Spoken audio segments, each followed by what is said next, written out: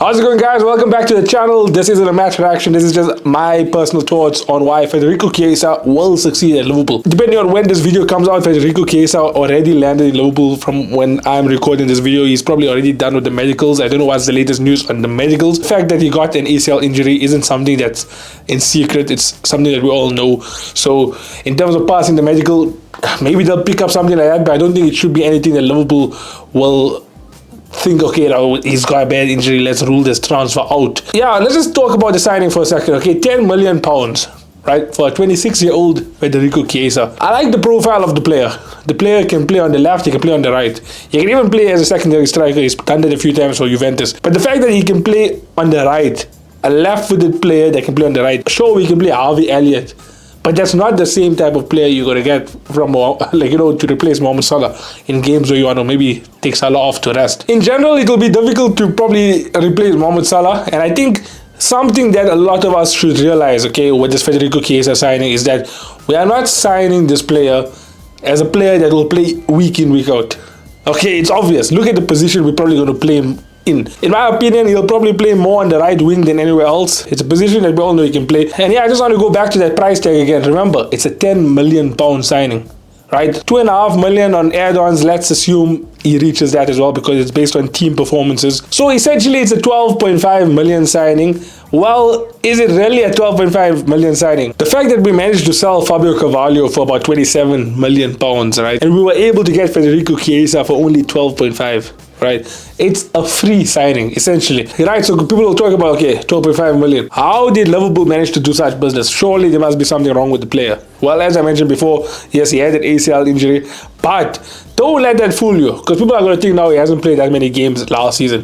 Where if you look at his last season stats, he's played 33 games in Serie A.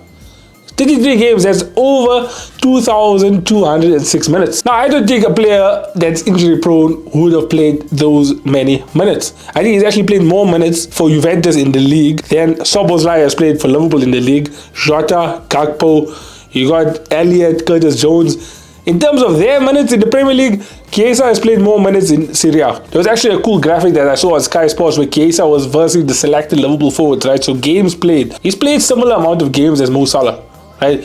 Goals, sure, he might not be as clinical as Liverpool's front three, okay, because I mean, look who you're comparing him to, also Salah, Jota, Diaz.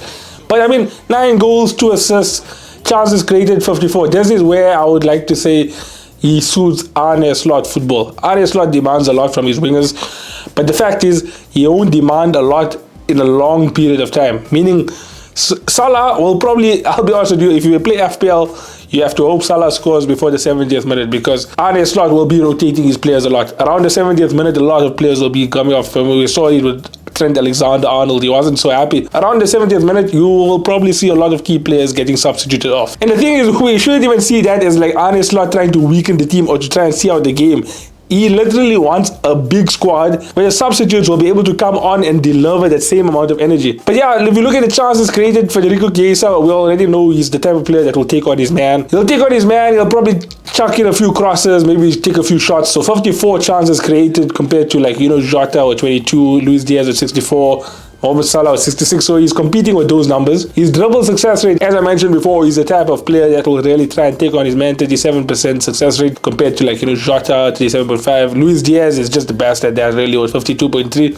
Mohamed Salah with 31. So yeah, it looked like he had a good season last season, and I think maybe that ACL injury hopefully is a thing of the past. I mean, Virgil van Dijk also suffered from an ACL injury. He hasn't really had recurring ACL injuries since. So I'm hoping that, with some good treatment now from the Liverpool fitness team and the medical staff, that I'm assuming he's already fit, but on top of that, now try and make him even get stronger. So I think the £10 million price tag isn't really something to do with injuries. I mean, Chiesa's wages were quite high at Juventus. I'm pretty sure Juventus would want to try and get him off the wage bill. But also on top of that, the man only has a year left on his contract. So to try and get him out for at least £10 million is better than losing him on a free. Juventus's new coach, also Diogo Jota, told already a number of players that they are not a part of his plans and are better off looking for another club. So if this is coming, directly from the manager. I think Diogo Jota also maybe has a different philosophy. Maybe Diogo Jota's tactics isn't something that would suit Federico Chiesa. I personally feel like he wasn't suiting Allegri's tactics either way. Right, there's something else here I wanted to say. Liverpool were obviously interested in him in the past. Liverpool are bringing in the Italy international to complement a forward line already boosting of Mohamed Salah,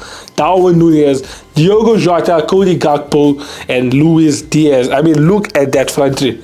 Look at that front three.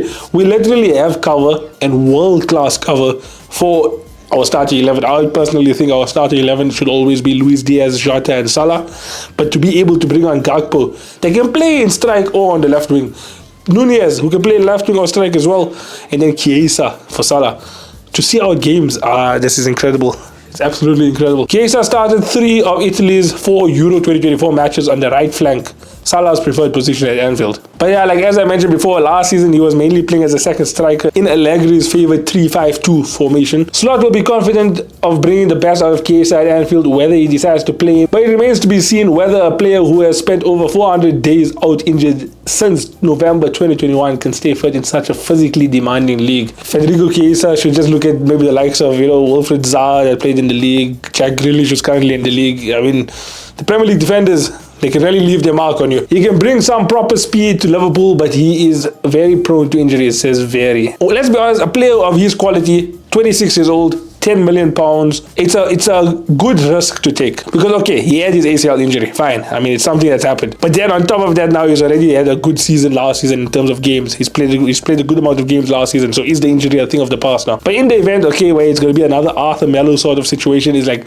it's okay. It was a risk that, it just didn't pay off, but it was a good enough risk to take. Because realistically, Liverpool has nothing to lose.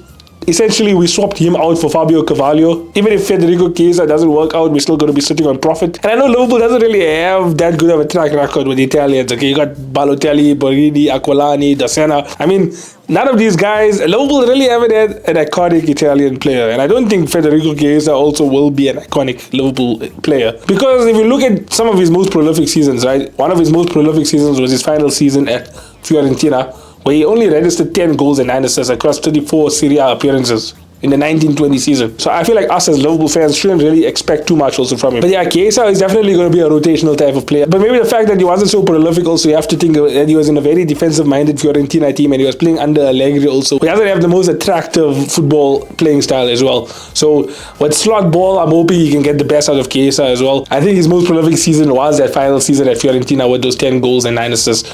Will he be able to match that in the Premier League? That's already a success. But also in terms of the Premier League being a physically demanding league, I mean, I think a lot of people had the same opinions on Luis Diaz, and he's doing just fine in my opinion. I mean, you got Alexis McAllister also, he's doing well in midfield. To be able to have the season he had last season in the Premier League, right, as a midfielder in the Premier League also, I think the Premier League and this whole being physically demanding league, it's a bit of an overrated statement also in my opinion. Lisandro Martinez, before his injury also at Manchester United, he was doing quite well, and now he's just trying to recover from his injury. I don't know what your guys' thoughts are on this Federico Chiesa signing. Will he be a success at Liverpool? I mean, the expectations for me, it's not high, it's not high. But I do think it's a very smart signing. I know we're still lacking that CDM and that centre-back. Those are two signings that we really, really need to get, Liverpool, please. But this is a very smart signing because essentially, Szoboszlai will be doing a lot of running for Liverpool, so Harvey Elliott will have to rotate with him, meaning Salah wasn't really going to have Harvey Elliott as a rotational player because Ben Doak also is too young to really have him as a rotational player with Mohamed Salah. So I think Federico Chiesa being Salah's cover and then Harvey Elliott being Szoboszlai's cover is actually a perfect signing in my opinion for squad rotation. But yeah guys, that's the video for today. I'm excited. Liverpool hopefully get that CDM now, get that centre back. And this weekend is going to be a very, very exciting game. Liverpool take on Manchester United at Old Trafford. I am nervous, I can't lie, because it is at Old Trafford. But then again, if Liverpool score the first goal, I think, I don't want to say it early, but it could be another 5-0 situation like a couple of years ago.